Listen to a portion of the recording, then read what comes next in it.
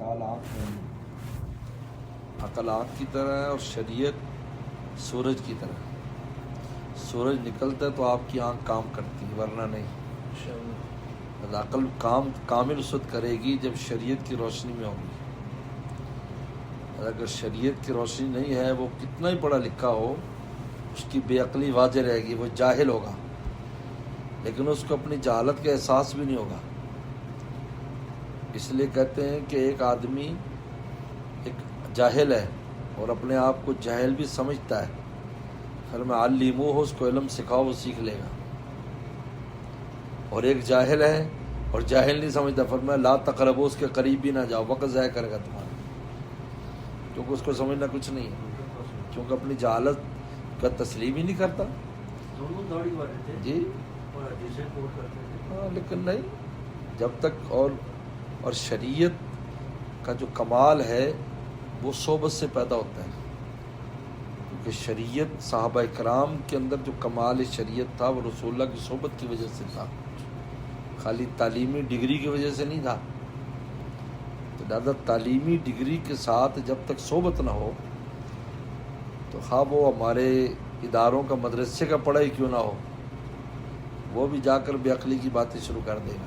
جب کسی خاص لیول پر جائے گا، عام لیول پر نہیں، خاص لیول پر جب جائے گا تو بے عقلی کی باتیں کرے گا، وہ ایسے ایسے دعوے اور ایسی ایسی باتیں کرے گا. چنانچہ ہم بہت سے ایسے اہل علم کو دیکھتے ہیں کہ ان سے ایسی بڑی بڑی عجیب و غریب باتیں ہو گئیں، کیونکہ صحبت نہیں تھی. صحبت کمال پیدا کرتی ہے اس میں، کیونکہ صحبت جو ہے اس علم کو دل میں لے جاتی ہے، جو پیٹھ پر ہے، جو دماغ میں ہے، وہ وہاں لے جاتی ہے، دل میں، اس کا رابطہ دل سے کرا دیتی ہے. تو جب وہ دل میں علم جاتا ہے تو وہ پھر کام صحیح کرتا ہے. اس لیے کہ علم بر تن زنی مارے ببر، علم اگر جسم کے لیے ہے تو یہ سانپ ہے. علم بر دل زنی یارے ببر، اگر علم دل پر اثر کر رہا ہے تو یہ آپ کا یار ہے. اور علم سے ہی عقل میں اضافہ ہوتا ہے. عقل کی خوراک علم ہے اور دل کی خوراک محبت ہے، اور یہ دونوں چیزیں صحبت سے حاصل ہو جاتی ہیں.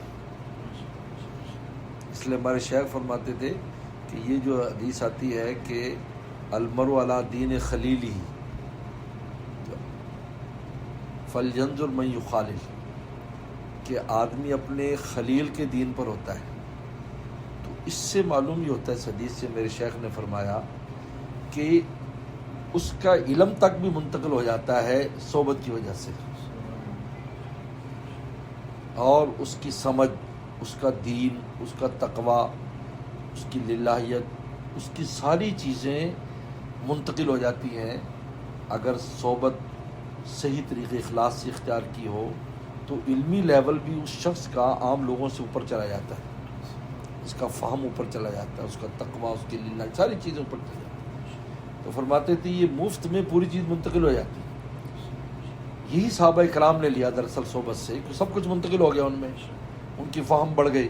یا تو قرآن مجید سے انہوں نے ایسی ایسی باتیں سمجھی اور ایسی باتیں انہوں نے کہیں قرآن مجید سے کہ انسان حیران ہو جاتا ہے. اب بتا، وہ ساری حضور صلی اللہ علیہ وسلم سے کوئی احادیث تو نہیں ہر ایک کے بارے میں وہ نقل کریں گے، لیکن وہ فہم ان کا اتنا ہو گیا کہ قرآن کے اندر غوطہ لگا کر اس کے اندر سے باتیں نکال رہے ہیں. علی رضی اللہ عنہ فرمایا کہ میں سورہ فاتحہ کی اگر تفسیر کروں تو 70 اونٹوں پر لاد دی جائے. تو اس کا کیا مطلب ہوگا؟ حضور صلی اللہ علیہ وسلم سے کوئی سورہ فاتحہ کی تفسیر میں اتنی حدیثیں تو نہیں ہیں. ان لوگوں کی بھی خرابی ہوتی جو کہتے بس جو جمود ظاہر پر رہتے ہیں.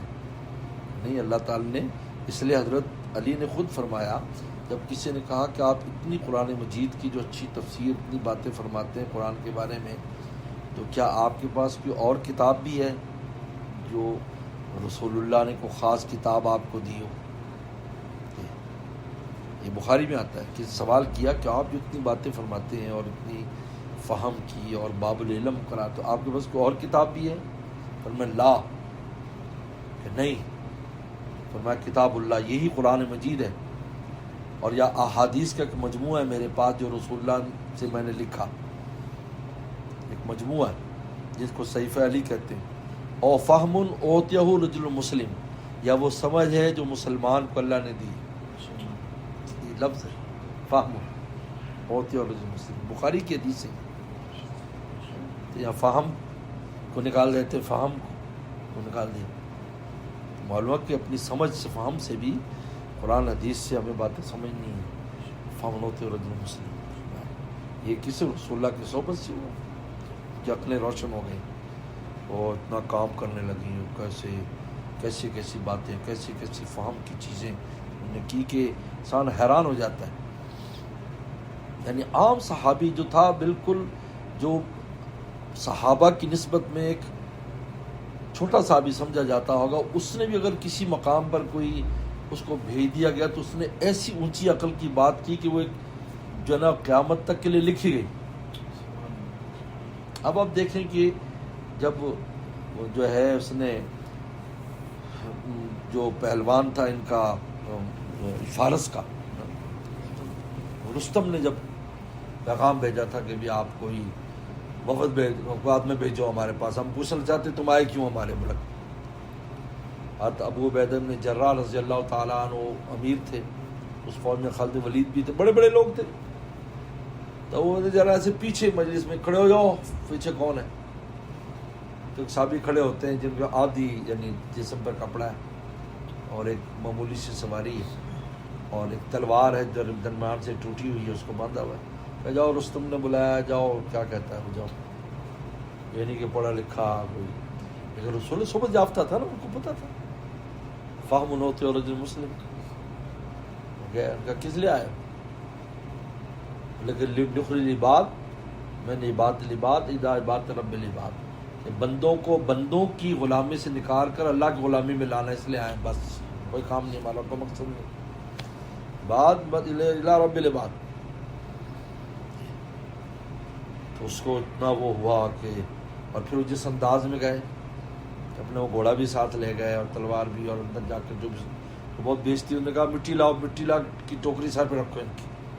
اب ان کی فہم دیکھو، مٹی کی ٹوکری سر پر رکھی تو گھوڑے پر بیٹھ گئے. انہوں نے کہا اپنے ہاتھ سے تو نے مٹی ہمیں دے دی ہے، یہ زمین ہماری ہے، اور گھوڑا دوڑا دیا. ایک پھلی لے لی، فوراً ایک پھلی لے لی. اب یہ دیکھو، یہ فہم والی بات ہے نا. حضور صلی اللہ علیہ وسلم کی صحبت سے چیز سیکھی تھی، اتنی اونچی بات کی انہوں نے اور بر وقت. اور اس کو ہوش آیا، کیونکہ یہ مجوسی لوگ جو تھے، ان میں ہندو مجوس سب میں توہم پرست بہت ہوتے ہیں. جو بھی مشرک ہوگا اس میں وہم بہت ہوتا ہے، توہم پرستی بہت ہوتی ہے. پکڑو پکڑو، چلے گئے. ابو بنجر کا یہ میں زمین لے آیا ہوں آپ کے لیے تحفہ. فتح ہو گیا، کہا رستم کا، سب ختم ہو گیا. اور فہم ہوتے رجل مسلم. اب یہ فہم کہاں سے ملی؟ صحبت سے ملی. صحابہ کرام، صحبت کتنی اہمیت ہے. تو لہذا جو ہم پڑھتے ہو دنیا میں ہر قانون، ہر چیز میں، ڈاکٹر ہوگا اس کو بڑوں کی صحبت چاہیے، بڑوں کی صحبت کے کام کرتا ہے، تب جا کر اپنی ڈاکٹری ماہر ہوتا ہے. پڑھا لکھا نہ ہو. دنیا میں جس سرجن نے دنیا میں سب سے زیادہ آپریشن کیے ساؤتھ افریقہ کا ہے وہ سرجن، اور وہ ان پڑھ ہے. صرف سرجن کے ساتھ معاون تھا تو کام ایسا سیکھ گیا کہ اس سے بڑا کوئی سرجن نہیں تھا. اس طرح وکیل جتنے بھی ہیں. تو دین جو ہے، دین کی میرے شیخ فرماتے تھے، دین کی ابتدا جو ہے وہ صحبت سے ہوئی، صحبت سے سیکھا صحابہ کرام. یہ صحبت کتنی اہمیت ہے کہ انسان کی صحبت میں رہے، پھر علم فہم سب میں ترقی ہوتی ہے.